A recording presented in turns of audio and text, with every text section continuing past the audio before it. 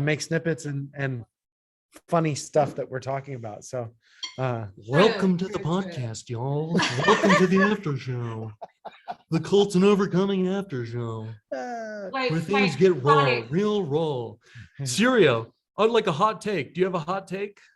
Wait, can you start over and say that again, please? No. I don't know if I can do that. That was a spur of the moment good thing. But I'm Troy, being do you got a hot serious. take? I want a hot take. A Troy, you hot got a hot. take? Give me your hot take hot take on what? on what we just talked about, on everything. What's your hot take on moving forward with this and this our yeah. Okay, so the hot take on this episode, or the hot take on the season. Yes. Okay, so hot take on the season. I think there are many people, and I'm not going to use any names. I think that there are many people that have been attempting to move forward with removing David Kurshke's influence for many years, and we applaud those efforts. But what you've done, Syria, in the last 4 months, because my interview was four and a half months ago. What you've done in 4 months, November, right?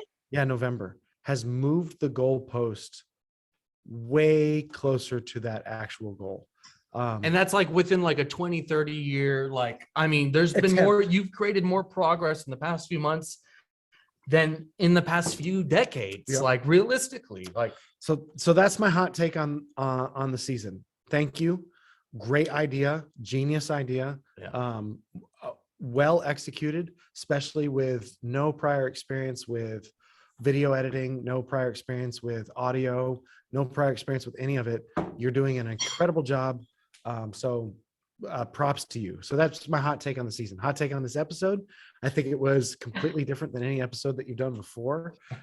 It was a lot more light. And I think this was probably because we were all more in the mindset of the episode you wanted to do, which was going to be way more insane and way more funny and way more light with all the girls that you grew up with, which is cool. And I think that there needs to be that to be able to go, we're telling a bunch of nightmare stories, but those nightmare stories are not the only thing that occurred. So I think that an episode like this is also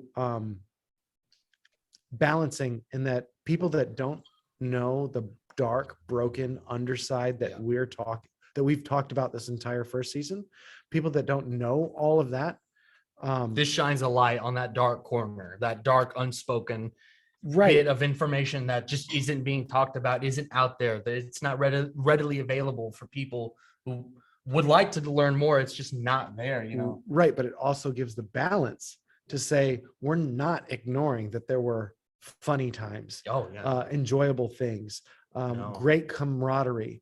I will never deny that. Excellent, or at least, if not the effort was excellent, if the results weren't excellent, the effort and the intention behind it was excellent.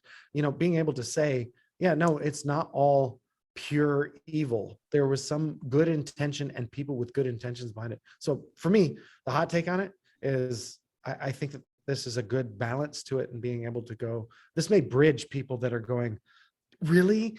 Is it really that bad? And going, those are all real serious stories, and we're not exaggerating, we're not lying about all the horrible stuff, but we're also not ignorant of the fun, ignorant of the things that were done. And what's funny is most of the things that we can laugh at are at other people's expenses, because that's what it was designed. Weird. Oh, I'm sorry, I'm totally eating here. So what are you eating? What is it that we're you're drinking eating? here? So I am eating some grilled chicken and black beans. Oh yeah. From Chili's? Trying to be a little healthy. So margarita chicken. All right. How did you know that, Troy? Because I worked at Chili's. Oh man. So how many people at once? You didn't work at Chili's whenever that large group of people worked at Chili's, because there at one point there was like 5 people that worked at Chili's. No. Troy worked there right before I did, but I feel like we had a couple shifts together. Yeah, you were training in the month that I left for the Navy. Okay, because I was gonna say, I feel like you were kind of there just at the very beginning. And So then there there was a was, whole like, bunch of it other was- people that came. So like 6 or John- 7 people. Do you went. remember his name? I think No. his name was Jonathan. He had a Jeep. He was a student. Jonathan Crenshaw. Jonathan Yeah, that's what I said. Yeah. Yeah. He had a No, the Jeep. people that were, okay, so people at Chili's were me, Brandon, Ashley, and then Sam Sam, and Derek. and then Derek that I left And before. So Caleb. there was like 5 or Well, six hey, people. wait. Not just Sam Cantu. No, Sorry, no, what? no, no, Crawford. Crawford. No, there was a Cantu that I trained. Oh yeah, maybe. Yeah. Oh, I don't maybe. He didn't last very long, Yeah, maybe but Sam. no, it was his older brothers, Oh, one of the okay. twins. Gotcha.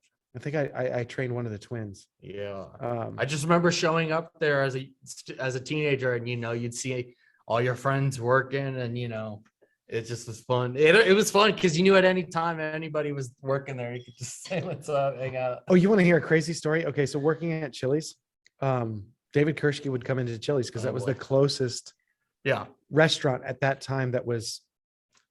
I remember when we somewhat moved there in not- 2004. Yeah. All that was there was the Chili's and Home Depot. The rest Yes. was a field. So now it's Yes. developed. Yes, but now it's developed. Yes. But the then closest restaurant was Chili's. Chili's was the closest. It's not a high-end restaurant, but it's the closest like popular Troy. restaurant. Chili's is fancy, okay? All right. Well, okay. That So- triple dipper. I'm Yeah, totally that kidding, triple by the dipper. way. No, mine was Kidding. the bacon blue cheese, or wait, the Chipotle bacon blue cheese burger. That was my favorite burger. Okay. And they don't even have that anymore. I can't even order it. Okay. So multiple times David Kershke and his wife would come in, and the complaints, the vitriol of the servers that had to deal with them was Yeah. ridiculous. And they were like, this person is the worst person I've ever served in all of my life. There's no possible way I'm getting a tip from them. They've complained about every single thing. There's not a single thing that they were okay with. They ordered this, I got them this, and then they changed their order, and they would get the managers involved and like complaints all the way up the top, and they would get all of their meal comped every time they came in. And when I recognized, when they would tell me and be like, you see that, I was like, who's doing that? That's horrible. And they would point him out as David Kershke. And I was like, okay, from now on, if they come in, let me do them. I'll take them wherever they get sat, I'll take them. And the reason I did that was because I knew that they were creating such a horrible message of who a Christian was on Sundays. And I was just like, I can't speak for all the other assholes that come in on Sundays after church and treat people horribly, but that's my pastor. Yeah. At least let me cover for him. Yeah. I do remember he would, any restaurant we would ever go to, he always complained, because he always got steak. He always complained about the Yep. steak. Mhm. He would complain, and the dog, like, the oldest daughter, she was kind of a bee too, and she would Kinda. she would Okay. complain about shit. Yes. It's spoiled. Yeah. Spoiled. That's the way. I remember after. after church, he loved going to Papacitos in Sugarland. So, and he was addicted to his technology. So Yeah. going from Hungerford to Sugarland, Dairy Ashford, Papacitos, he would have a computer GPS going, his laptop folded out in the car. He'd have his car GPS going, his phone GPS going, and he had like a Why? digital Palm Pilot. Yes. Palm Pilot, yeah. Another digital thing. What were those things called? A TomTom. Yeah, Yeah. TomTom. 4 GPS is going just to go to Papacitos, where you already know.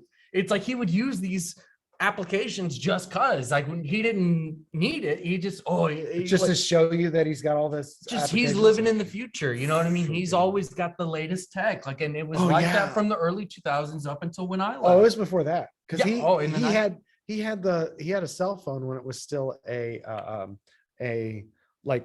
satchel, and and you said he would bring it recorded. into the church. he like- would bring it into the church and be using it during church services when praise and worship wasn't going on, before service or whatever it was going on, because we all had to be there early. But that he would have that out, and it's still like the red. It's not even LED. It's like the red wires. Like, you know what I'm talking about? Like the old school clocks. That's how you had to dial in on this wired phone that he had this huge thing. He had to pull up the antenna. Oh my God. I mean, he had that in the early 90s.